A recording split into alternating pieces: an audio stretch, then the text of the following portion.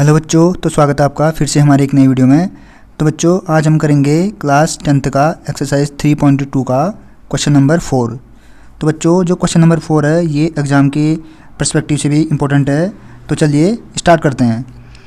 तो बच्चों, जो क्वेश्चन नंबर 4 है वह है which of the following pairs of linear equation are consistent oblique inconsistent, if consistent obtain the solution graphically. तो ये बोल रहा है कि जो नीचे लीनियर इक्वेशन हमें दिए हैं उनमें से कौन से कंसिस्टेंट हैं और कौन से इनकन्सिस्टेंट हैं। और आगे इसने एक कंडीशन रखी है कि यदि वो लीनियर पेयर हमारा कंसिस्टेंट होता है तो उसका सॉल्यूशन ग्राफिकली क्या होगा, उसका सॉल्यूशन हमें ग्राफिकली भी बताना है। तो चलिए स्टार्ट करते हैं जो पार्ट फर्स्ट है उससे।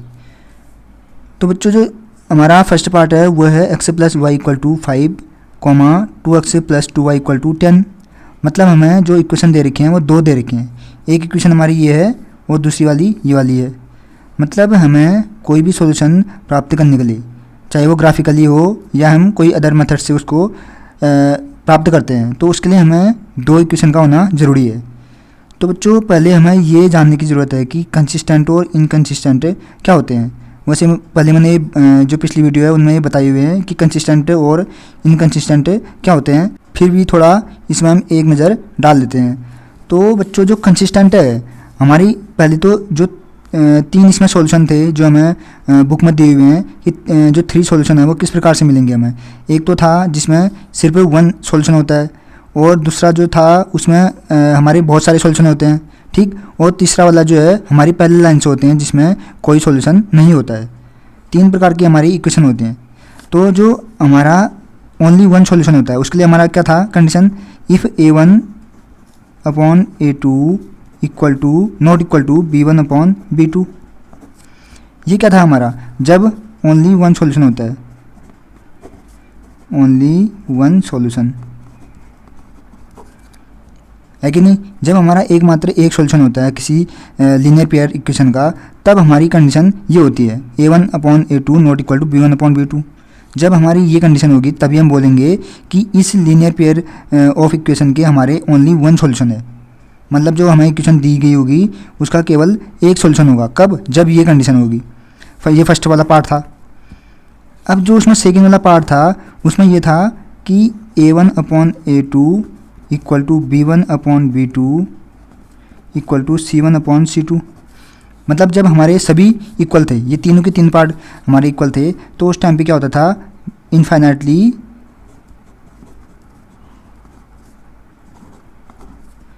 मैनी सॉल्यूशन, उसके हमारे बहुत सारे सॉल्यूशन बनते थे। तो इस वाली कंडीशन में क्या होता था, इनफाइनाइटली मनी सॉल्यूशन हमें प्राप्त होते थे जब इक्वेशन की कंडीशन इस प्रकार की होती थी। 3 के 3 जो रेशियोज हमारे उसमें इक्वल आते थे। एक इसमें थर्ड जो पार्ट था वो हमारा था if a1/a2 equal to b1/b2 but not equal to c1/c2।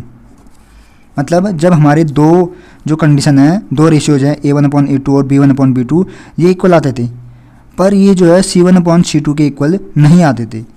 इस कंडीशन में हमारी कोई भी सॉल्यूशन नहीं होता था। इस कंडीशन में उस इक्वेशन का कोई भी सॉल्यूशन हमारा प्राप्त नहीं होता था। तो बच्चों, जो ये कंडीशन है इसका जो है कंसिस्टेंट और इनकन्सिस्टेंट से क्या रिलेशन है, जो हमें इसमें दिया हुआ है जो क्वेश्चन में कंसिस्टेंट और इनकन्सिस्टेंट, इससे क्या रिलेशन है। ये जो मैंने जो अभी कंडीशन बताई, इसका रिलेशन ये है कि अगर कंसिस्टेंट का मतलब क्या है, कंसिस्टेंट का मतलब पहले हम जान लेते हैं। Consistent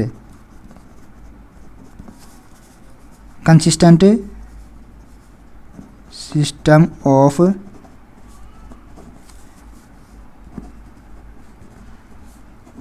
linear pair of equation.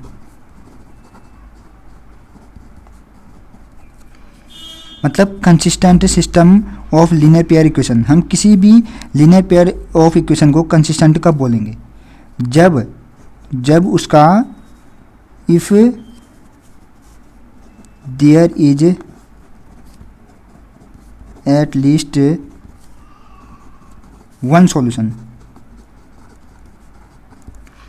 मतलब कंसिस्टेंट जो लाइन्स होती हैं हमारी वो क्या होते हैं, अगर उस लीनियर पेयर ऑफ इक्वेशन में हमारा एकमात्र कोई एक सॉल्यूशन निकल जाता है, एटलीस्ट वन सॉल्यूशन, मतलब कम से कम एक सॉल्यूशन उसका निकलता है, तो हम उस सिस्टम को कंसिस्टेंट सिस्टम बोलेंगे, या मतलब उस लीनियर पेयर ऑफ इक्वेशन को कंसिस्टेंट बोलेंगे। कब? जब उस इक्वेशन का कम से कम एक सॉल्यूशन हमें प्राप्त होता है। एटलीस्ट का मतलब कम से कम तो एक सॉल्यूशन उसका होना ही चाहिए। एक से अधिक भी चलेगा, मोर देन वन, अगर मोर देन वन है वो भी हमारा कंसिस्टेंट होगा। अगर मोर देन वन है तब भी हमारा वो सिस्टम कंसिस्टेंट होगा। बच्चों ध्यान से सुनना उसको, अगर उसका कम से कम एक सॉल्यूशन होता है तो वो कंसिस्टेंट सिस्टम होगा। अगर उसका एक से अधिक भी हमें सॉल्यूशन प्राप्त होते हैं, मोर देन वन हमें सॉल्यूशन प्राप्त होते हैं उस जो लीनियर पेयर ऑफ इक्वेशन है, तो तब भी हमारा वो सिस्टम कंसिस्टेंट कहलाएगा। इसका मतलब जो ये वाला है ओनली वन सॉल्यूशन वाला, ये भी हमारा कंसिस्टेंट होगा। मतलब जब इस प्रकार की कंडीशन आ जाएगी तब हमारा वो कंसिस्टेंट होगा। क्यों? क्योंकि ओनली वन सॉल्यूशन मतलब एटलीस्ट वन, एकमात्र मतलब कम से कम एक सॉल्यूशन तो उसका होना ही चाहिए। तो इसमें हमारा क्या आ रहा है? ओनली वन सॉल्यूशन आ रहा, नहीं आ रहा है केवल एक सॉल्यूशन, तो इसका मतलब ये भी हमारा कंसिस्टेंट सिस्टम होगा।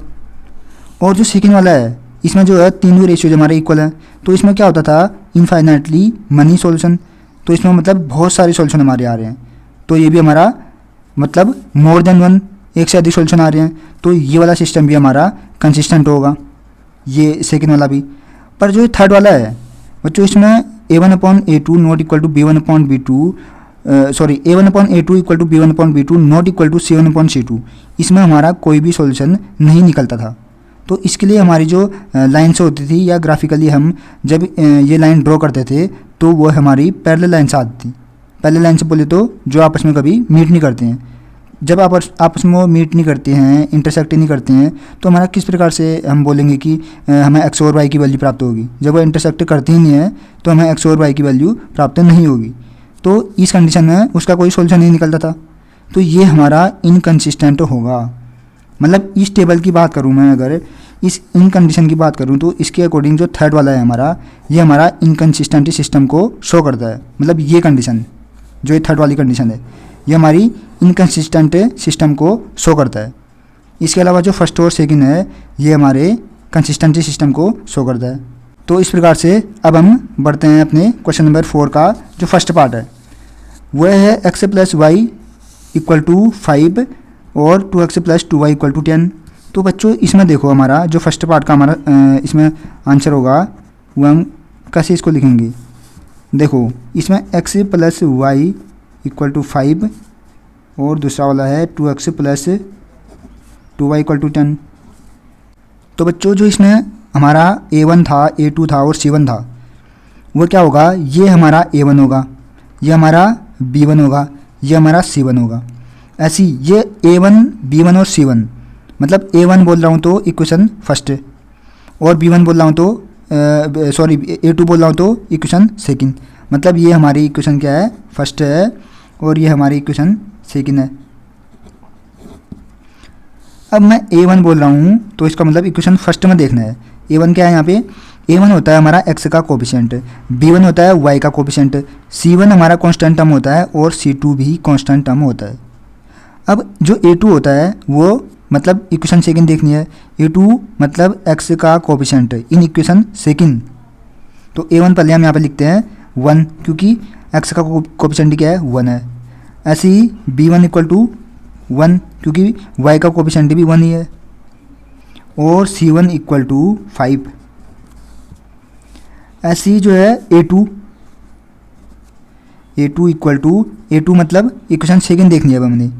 a2 मतलब x का कोफिशिएंट किसमें? इक्वेशन सेकंड में।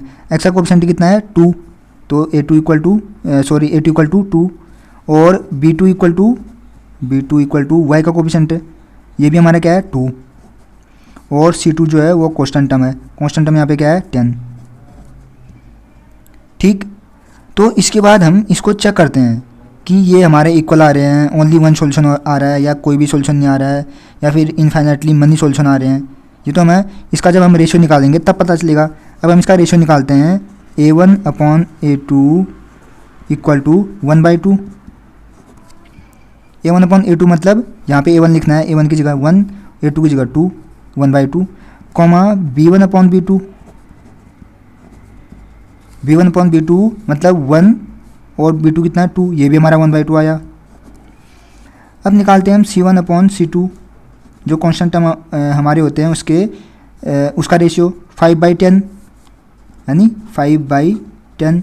तो ये हमारा सिंप्लीफाई हो रहा है कितनी बार 2, ये 1/2।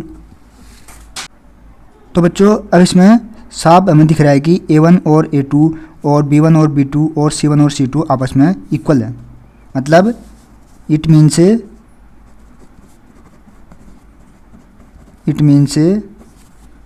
a1/a2 equal to b1/b2 equal to c1/c2, और क्या आ रहा है इक्वल टू 1/2।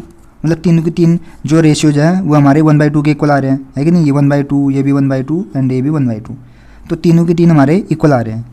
तो इसका मतलब क्या है, इसका मतलब इसके इनफाइनाइटली मनी सॉल्यूशन है, क्योंकि ये हमारी सेकंड कंडीशन आ गई, है नी। तो सेकंड कंडीशन आ गई तो इसका मतलब ये क्या है, ये क्वेश्चन के अकॉर्डिंग ये कंसिस्टेंट है कि इनकंसिस्टेंट है। ये हमारा कंसिस्टेंट है, क्योंकि कंसिस्टेंट का मतलब एटलीस्ट वन सॉल्यूशन होना चाहिए, एटलीस्ट वन सॉल्यूशन होना चाहिए, या उससे अधिक भी हो सकते हैं, तो वह भी हमारा कंसिस्टेंट होगा। तो ये क्या हमारा कंसिस्टेंट। अब जब ये हमारा कंसिस्टेंट आ गया तो हम इसका सॉल्यूशन जो है ग्राफिकली करेंगे। इसका सॉल्यूशन हमें कैसे मिलेगा, ग्राफिकली, क्योंकि बोला है if consistent obtain the solution graphically. ये तो हमें कंडीशन क्वेश्चन में दी है कि यदि इसका ये हमारा कंसिस्टेंट आता है तो इसका सॉल्यूशन ग्राफिकली फाइंड आउट करो। तो अब हम ग्राफिकली इसको सॉल्व करते हैं। तो बच्चों ग्राफिकली सॉल्व करने के लिए पहले हम क्या करते थे, बॉक्स बनाते थे। x + y = 5, ये हमारी इक्वेशन फर्स्ट थी, और 2x + 2y = 10, ये हमारी सेकेंड इक्वेशन थी। अब इसमें हम पहले बॉक्स बनाते थे, इक्वेशन फर्स्ट के लिए और इक्वेशन सेकेंड के लिए। तो हम कैसे बनाते थे इसको, ये हमारा बॉक्स को रिप्रेजेंट करता है। यहाँ पे हम इस प्रकार से बॉक्स बनाएंगे, ये x, ये y। अब यहाँ पे हम कंडीशन रखेंगे, कब, जब x = 0। ये किसके लिए है, इक्वेशन फर्स्ट के लिए। ऐसे हम जो इसी टाइप का बॉक्स है वो यहाँ पे इक्वेशन सेकेंड के लिए बनाएंगे। तो पहले हम इसमें रखते हैं x = 0, किसमें, इक्वेशन फर्स्ट में। अब x = 0 आ गया तो y = क्या आ गया, 5, तो y = 5, है कि नहीं। x की जगह 0 आ जाएगा तो y ऑब्वियसली जो है 5 आएगा। अब ऐसे ही जो है y = अगर हम 0 रख दें, एक बार x को एक बार y को 0 रख के हम देखते हैं एट फर्स्ट। तो अब हम y को 0 रखते हैं तो x = क्या आ गया, 5, तो यहाँ पे 5 लिख देते हैं। ये हमारा जो बॉक्स बना, ये किसके लिए बना, इक्वेशन फर्स्ट के लिए। अब ऐसे ही जो है यहाँ पे हम एक दूसरा बॉक्स बनाते हैं इक्वेशन सेकेंड के लिए। ठीक उसी प्रकार से ये हमारे बॉक्स बन गए, यहाँ पे x और यहाँ पे y। अब जो हमने यहाँ पे किया, एक बार हमने x को 0 रखा, फिर एक बार y को 0 रखा, वही जो फॉर्मूला है हम यहाँ पे अप्लाई करते हैं। एक बार x 0 रखते हैं, तो अब देखते हैं x जो है 0 रखने पे ये वाली वैल्यू तो पूरी 0 हो गई। अब बचा क्या, 2y = 10, तो 2y = 10, दैट इज y = 5, है कि नहीं। 10/2 = 5, तो यहाँ पे हम क्या लिख देते हैं, 5।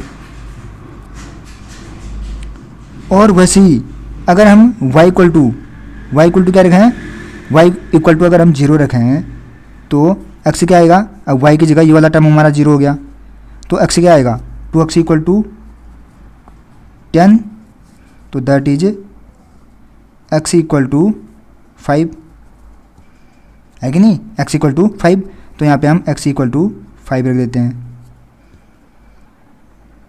अब ये हमारी सेम कंडीशन आ रही है, कौन सी, ये है x = 0 और y = 5, x = 0, y = 5, x = 5, y = 0, x = 5, y = 0। ये दोनों हमारे सेम आ रहे हैं। ये क्वेश्चन फर्स्ट के लिए था और ये क्वेश्चन सेकंड के लिए था।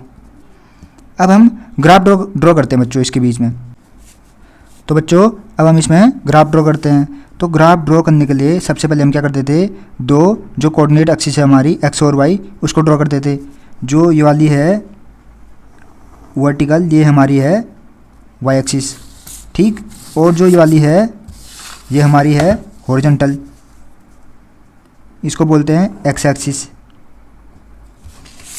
तो ये होगी हमारी हॉरिजॉन्टल वाली x axis, x x dash, और जो ये वाली है वाई डैश, ये वाई, मतलब वर्टिकल वाली वाई एक्सिस और जो हॉरिजॉन्टल वाली है एक्स एक्सिस।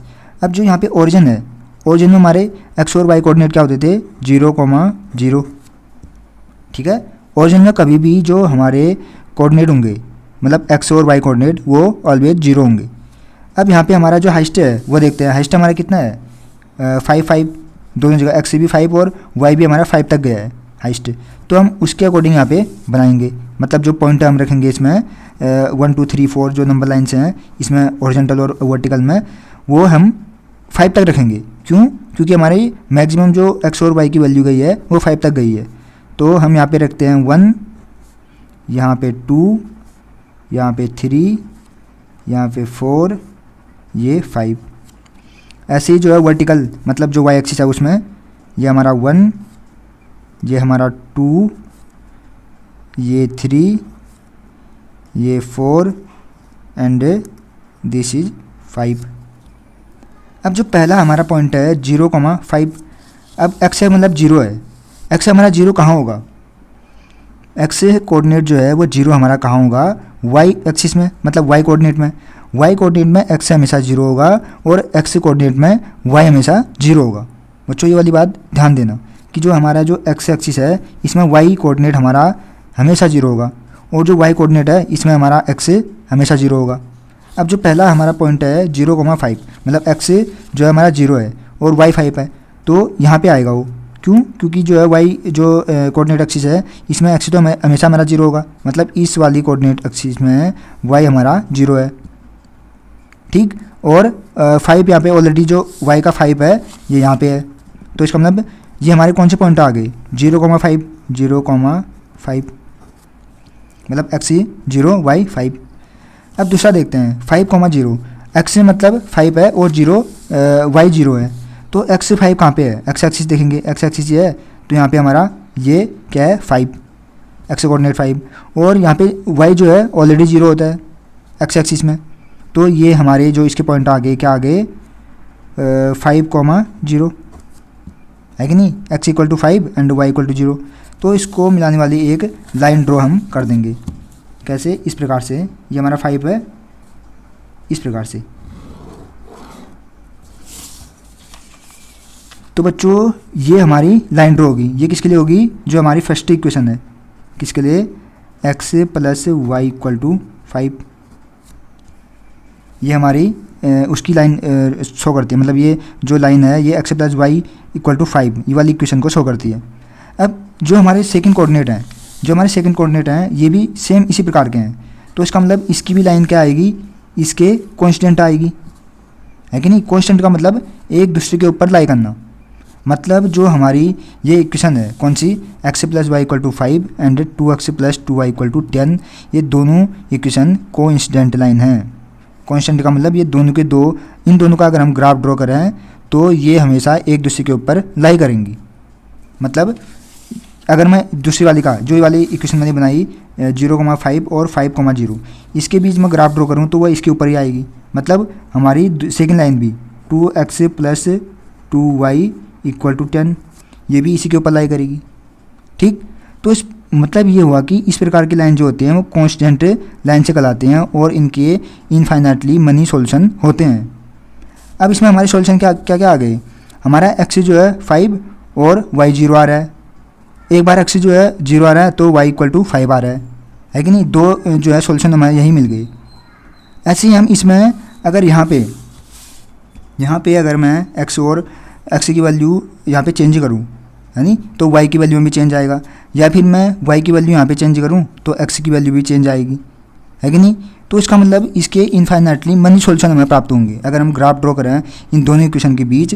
तो अगर हम वहाँ पे ग्राफ जो बॉक्स बनाए हैं उसमें मैं पॉइंट भी चेंज करूँ तो तब भी हमारे इनफाइनाइटली मनी सॉल्यूशन आएंगे, मतलब डिफरेंट टाइप से हम इसमें ग्राफ ड्रॉ कर सकते हैं पॉइंट को चेंज करते हुए, ठीक। तो ये हमारी कौन सी कंडीशन थी, सेकंड वाली, जिसमें हमारे तीनों के तीन इक्वल आते थे। और इस ऐसी जो लाइन्स हैं अगर हम ग्राफ रिप्रेजेंट करें इन लाइनों के बीच तो वह हमारा कॉन्स्टेंट लाइन्स आती थी और इनके इनफाइनाइटली मनी सॉल्यूशन होते थे, है नी। तो इस प्रकार से हम जो है इसको ड्रॉ करेंगे ग्राफिकली। तो बच्चों यही इसका सॉल्यूशन हो गया। अगर x इक्वल टू 5 है तो y इक्वल टू 0 और y equal to x equal to 0 है तो y इक्वल टू 5। इसी प्रकार से इसमें अदर सॉल्यूशन भी इसके निकल सकते हैं। ठीक, तो अब बढ़ते हैं हम एक जो पार्ट सेकंड है उसकी ओर। तो बच्चों ये रहा हमारा second part, x minus y equal to 8 comma 3x minus 3y equal to 16। अब हम इसमें देखते हैं कि ये हमारा किसके इक्वल आ रहा है। जो हम स्टार्ट में हमने जो रेशियो बनाया था वह उस रेशियो को फाइंड आउट करके चेक करते हैं कि ये हमारा किस प्रकार का सॉल्यूशन बन रहा है। तो हम इसमें पहले देखेंगे a1 और a2 का, b1 और b2 का एंड c1 और c2 का रेशियो। तो a1 क्या होता है, मतलब x का कोफिशिएंट इक्वेशन फर्स्ट में, ये हमारी क्या है इक्वेशन फर्स्ट, ये इक्वेशन सेकंड, है कि नहीं। तो जो a1 है यहाँ पे क्या है 1 और जो b1 है वो माइनस का 1 और c1 8। अब b1 माइनस का 1 क्यों हुआ, क्योंकि ये जो y का कोफिशिएंट है वो हमारा माइनस में है। a2 जो है 3 और b2 माइनस का 3 एंड c2 इक्वल टू 16। तो हम चेक करते हैं इसमें a1 upon a2, a1 upon a2 equal to, a1 क्या है x का कोफिशिएंट यहाँ पे 1 है, अपॉन a2 इक्वेशन सेकंड में देखना है क्योंकि a2 बोल रहा हूँ तो इक्वेशन सेकंड, a1 बोलूँगा तो इक्वेशन फर्स्ट। अब a2 मतलब x का कोफिशिएंट कितना है 3। ऐसे ही हम चेक करते हैं b1 upon b2, b1 upon b2 equal to b1 मतलब इक्वेशन फर्स्ट में y का कोफिशिएंट कितना है माइनस का 1 अपॉन b2 इक्वेशन सेकंड में y का कोफिशिएंट मतलब माइनस का 3। तो ये आ गया हमारा माइनस से माइनस कैंसिल हो गया, यह आ गया 1/3, है कि नहीं। अब हम चेक करते हैं c1 अपॉन c2 को, c1 upon c2 equal to, यह आ गया c1 बोले तो इक्वेशन फर्स्ट में ये वाला जो कांस्टेंट टर्म हमारा क्या है 8 अपॉन c2 बोलेंगे तो इक्वेशन सेकंड में जो कांस्टेंट टर्म है 16।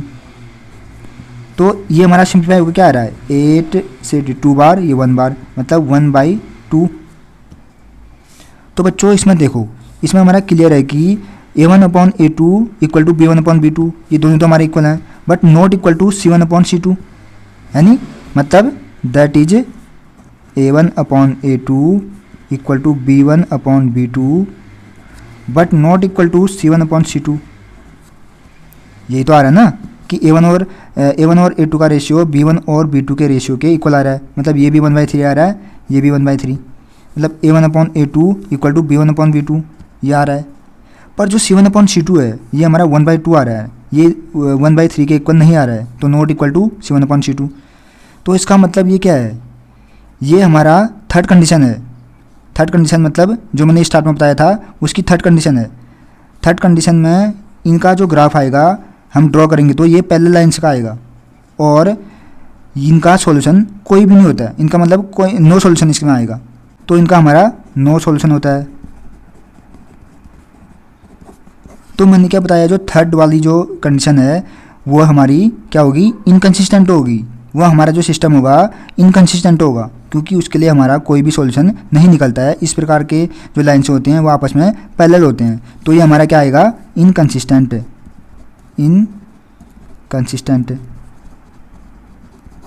ठीक, तो इनकंसिस्टेंट के लिए हमने ग्राफ ड्रॉ नहीं करना है क्योंकि ये हमारा क्वेश्चन में गिवन है, तो इस प्रकार से इसका ग्राफ ड्रॉ नहीं किया जा सकता। अब ऐसे ही बढ़ते हैं हम जो पार्ट थर्ड है उसकी ओर।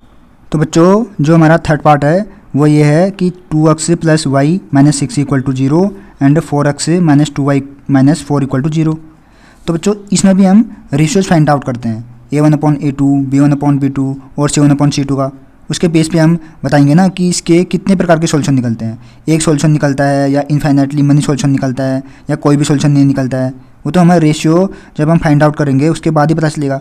तो इसके सबसे पहले रेशियो निकालते हैं, a1 upon a2 equal to, अब a1 क्या है, a1 मतलब इक्वेशन फर्स्ट, ये हमारी जो ये वाली इक्वेशन है ये यहाँ तक इक्वेशन फर्स्ट और ये वाली इक्वेशन सेकंड। तो यहाँ a1 मतलब हमने इक्वेशन फर्स्ट में देखना है, x का कोएफिशिएंट कितना है 2, तो यहाँ पे 2 अपॉन A2 मतलब इक्वेशन सेकंड में x का कोफिशिएंट, तो यहाँ पे x का कोफिशिएंट कितना है 4, तो ये हमारा 4 आ गया। ये आगे हमारा सिंप्लीफाई हो रहा है, ये 2 से 2 बार कैंसिल आउट हो रहा है, ये 1, तो हमारा 1/2 comma b1/b2 equal to b1 कितना है इक्वेशन फर्स्ट में y का कोफिशिएंट कितना है 1 अपॉन b2 इक्वेशन सेकंड में y का कोफिशिएंट 2 तो है पर किसका माइनस का, तो इसलिए यहाँ पे हम माइनस भी लगाएंगे। ठीक, at last c1/c2 equal to c1 क्या है 0, सॉरी c1 हमारा ये है 6, वो भी माइनस का, ये 2x plus y minus 6 equal to 0 ये है ना। हाँ, तो इसमें c1 कितना है इक्वेशन फर्स्ट में 6, वो भी किसका माइनस का, तो माइनस का 6 अपॉन c2 कितना है इक्वेशन सेकंड में देखना है, c2 माइनस का 4, तो माइनस का 4, तो ये हमारा कैंसिल आउट हो रहा है, माइनस से माइनस हो रहा है, और ये 2 से 3 बार, ये 2 से 2 बार, तो ये आ गया हमारा 3/2। तो ये हमारा क्या डिनोट कर रहा है कि a1/a2 जो है 1/2 आया, b1/b2 माइनस का 1/2 आया, और c1/c2 3/2 आया। इसमें तो हमारे कोई भी इक्वल नहीं है, दैट इज ये हमारी कौन सी कंडीशन आई फर्स्ट वाली, ज़रा याद करो फर्स्ट वाली क्या थी, a1/a2 not equal to b1/b2। ठीक, मतलब a1 और a2 का रेशियो b1 और b2 के रेशियो के इक्वल नहीं है, तो इसमें हमारा क्या निकलता था, ओनली वन सॉल्यूशन। बच्चों अब ये हमारा क्या होगा, कंसिस्टेंट होगा कि इनकंसिस्टेंट होगा, ओनली वन सॉल्यूशन इसके लिए आ रहा है, क्योंकि ये हमारी फर्स्ट कंडीशन है जो मैंने स्टार्ट में बताई वीडियो के, उसमें ये फर्स्ट कंडीशन है। तो इस प्रकार की जो कंडीशन बनती थी या ओनली वन सॉल्यूशन जिस लीनियर पेयर ऑफ इक्वेशन का होता था, वो हमारी कौन सा सिस्टम होता था, कंसिस्टेंट सिस्टम। ठीक, तो इसका मतलब अगर ये कंसिस्टेंट निकला तो हमें अब ग्राफिकली इसका सॉल्यूशन निकालना पड़ेगा। तो इसमें हम क्या करेंगे, पहले बॉक्स बनाएंगे। ठीक, तो हम इक्वेशन लिख लेते हैं 2x plus y minus 6 equal to 0, ये इक्वेशन फर्स्ट, और जो इक्वेशन सेकंड थी 4x minus 2y minus 4 equal to 0, ये हमारी सेकंड इक्वेशन थी। अब जो हम पहले बॉक्स बनाते हैं फर्स्ट इक्वेशन के लिए, ये फर्स्ट इक्वेशन के लिए हमने बॉक्स बनाया ऐसे करके, यहाँ पे x यहाँ पे y, ऐसे ही हम एक बॉक्स यहाँ पे बनाएंगे, ये इक्वेशन सेकंड के लिए है,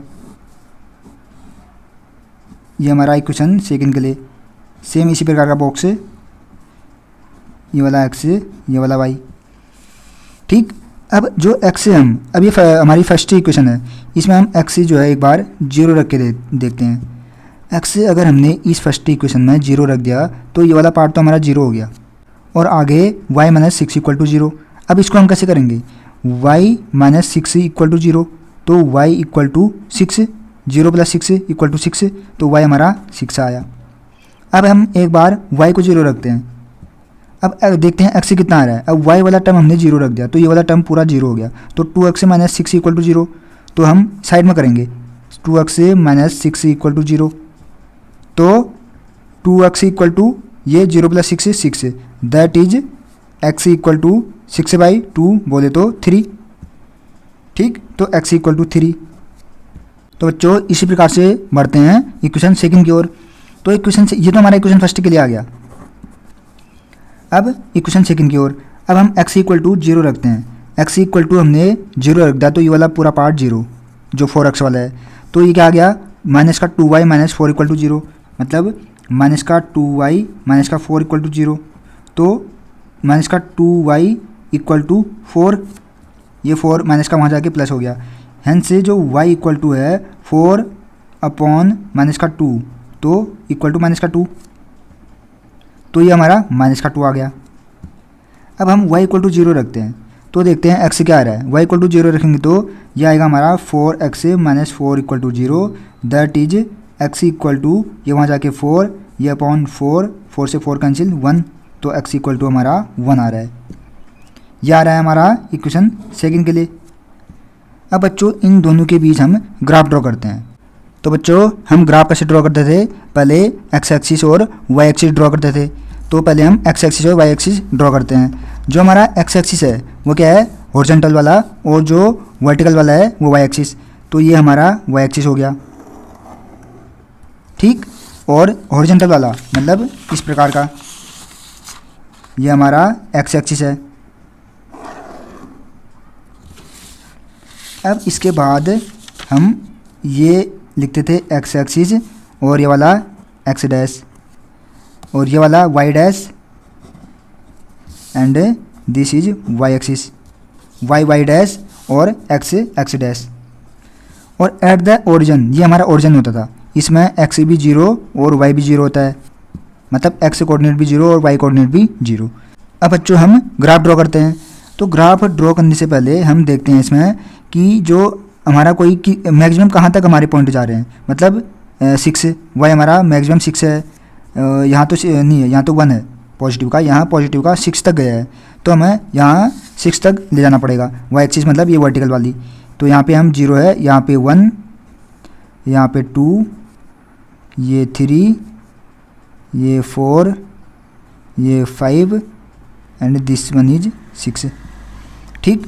तो ऐसे ही जो है एक्स एक्सिस में 3 तक, मतलब एक्स एक्सिस में हम 5 तक कर लेते हैं, ये 1, ये 2, ये 3, ये 4, यहाँ पे ये 5। और हमारा निगेटिव भी है, ये वाई हमारा निगेटिव का है, तो इसका मतलब निगेटिव कहाँ की ओर होता है, ये डाउन साइड। तो यहाँ पे हमारा 0 है, यहाँ पे माइनस का 1, यहाँ पे माइनस का 2, यहाँ पे माइनस का 3, तो ये निगेटिव वाला हमारा माइनस का 2 है, ठीक हो गया। अब इसके बाद हम ग्राफ ड्रॉ करते हैं।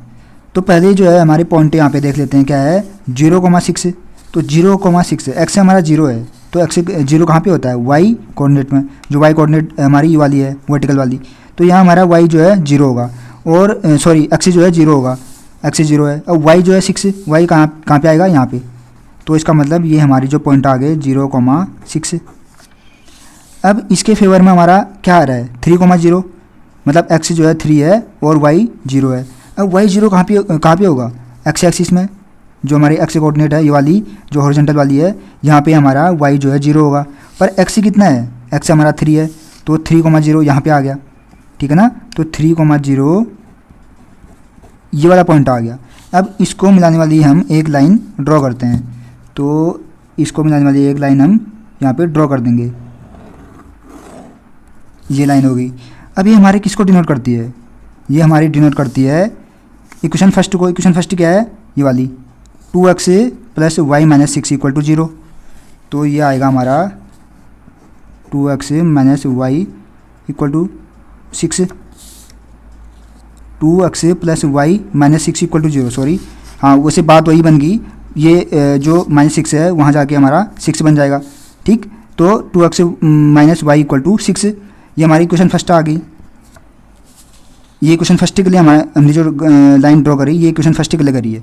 तो बच्चों ऐसे ही हम बढ़ते हैं जो इक्वेशन सेकंड है उसके ग्राफ की ओर। तो इक्वेशन सेकंड जो है हमारा x = 0 और y = -2, तो x = 0 कहाँ पे होगा, x = 0 हमारा y कोऑर्डिनेट एक्सिस में होगा। तो y जो कोऑर्डिनेट एक्सिस है हमारी ये वाली है y एक्सिस, यानी जो वर्टिकल वाली है, इस y एक्सिस में हमारा x जो है 0 होगा, और जो y है वो y क्या है -2, तो -2 जो होगा वो डाउन साइड, मतलब हमें इस साइड जो ये वाली लाइन जा रही है हमारी वाई डैश वाली, यहाँ की ओर देखना होगा। तो यहाँ पे -2 कहाँ पे है, यहाँ पे, ठीक। तो जो 0,-2 जो पॉइंट होंगे हमारे कोऑर्डिनेट 0,-2 वो कहाँ पे होंगे, यहाँ पे। क्यों, क्योंकि एक्स जो है 0 है, ये 0 क्या शो करता है, x axis sorry x coordinate, और जो -2 है ये वाई कोऑर्डिनेट है नी। तो एक्स कोऑर्डिनेट जो है 0 है, तो कहाँ पे आएगा 0, वाई जो एक्सिस है उसमें, मतलब जो वर्टिकल वाली जो लाइन है उसमें, और जो एक्स कोऑर्डिनेट है वो -2 है, -2 ये वाला हो गया।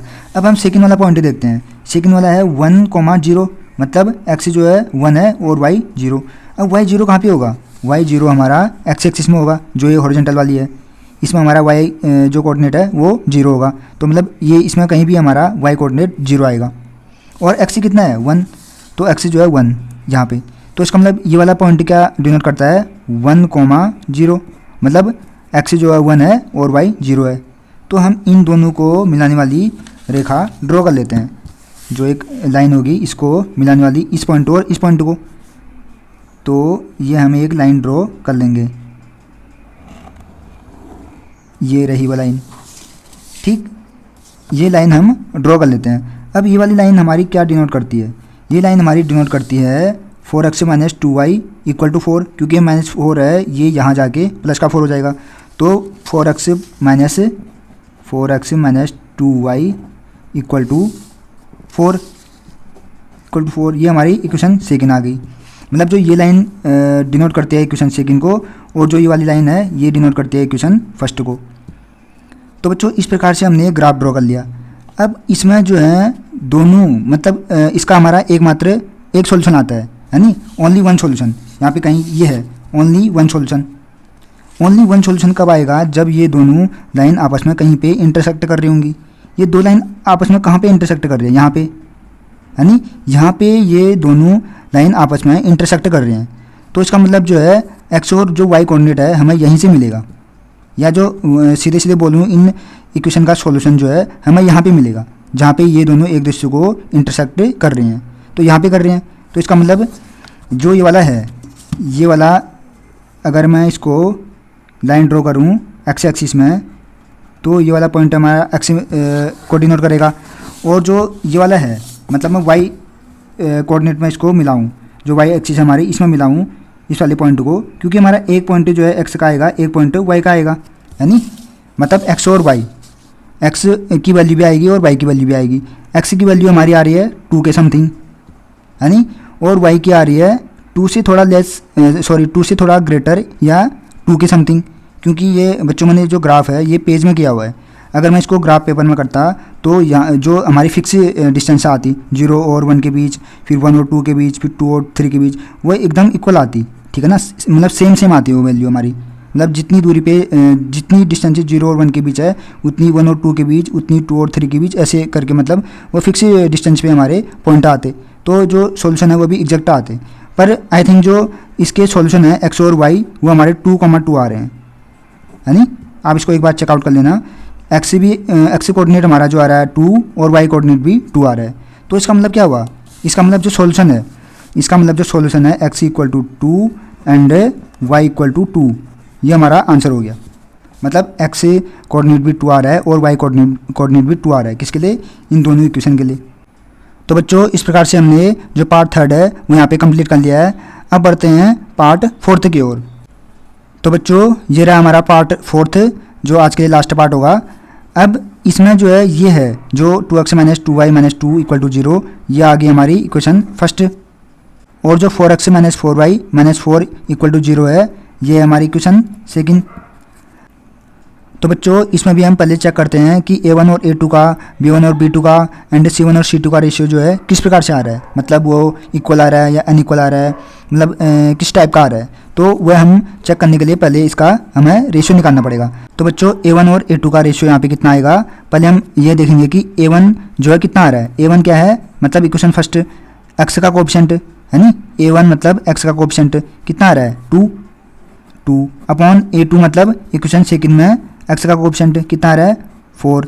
अभी हमारा सिंप्लीफाई होकर कितना बन रहा है 2 जा 4 यहाँ 1 मतलब 1/2, a1 upon a2 equal to 1/2 आया। ऐसे ही b1 अपॉन b2 निकालते हैं। b1 upon b2 equal to b1 मतलब इक्वेशन फर्स्ट में y का कोएफिशिएंट, y का कोएफिशिएंट कितना है 2, वो भी माइनस का, मतलब माइनस का 2 अपॉन b2 क्या है y का कोएफिशिएंट कितना है -4, तो -4। तो ये हमारा माइनस से माइनस कैंसिल हो गया और ये सिंप्लीफाई होके कितना आया 1/2, ये भी हमारा 1/2 आ रहा है कि नहीं। अब निकालते हैं c1 upon c2। c1 upon c2 का रेशियो निकालने के लिए यहाँ पे देखेंगे हम इक्वेशन फर्स्ट में c1 के लिए जो कोएफिशिएंट है वो कितना है जो कांस्टेंट टर्म है वो कितना है -2, तो ये आ गया हमारा -2 अपॉन c2 मतलब इक्वेशन सेकंड में जो हमारा c2 है कांस्टेंट टर्म कितना है -5, तो ये आ गया -5। तो माइनस से माइनस कैंसिल इक्वल टू 2/5। तो बच्चों ये हमारा क्या आ रहा है a1 अपॉन a2 जो है 1/2 आ रहा है और b1 अपॉन b2 भी 1/2 आ रहा है, पर c1 अपॉन c2 हमारा इनके इक्वल नहीं आ रहा है। मतलब दैट इज ये हमारी कौन सी कंडीशन बनी a1 upon a2 equal to b1 upon b2, क्योंकि ये दोनों हमारे 1/2 आ रहे हैं, but not equal to c1 upon c2, क्योंकि c1 अपॉन c2 तो हमारा 2/5 आ रहा है नी। तो इसका मतलब ये हमारी थर्ड कंडीशन बनी है। जो स्टार्टिंग में मैंने आपको बताया वह है हमारी थर्ड कंडीशन। ये हमारी थर्ड कंडीशन बन रही है। तो थर्ड कंडीशन मतलब इसका कोई भी सॉल्यूशन नहीं है नी। थर्ड कंडीशन में हमारे क्या था, ये हमारी पैरेलल लाइन्स होती हैं,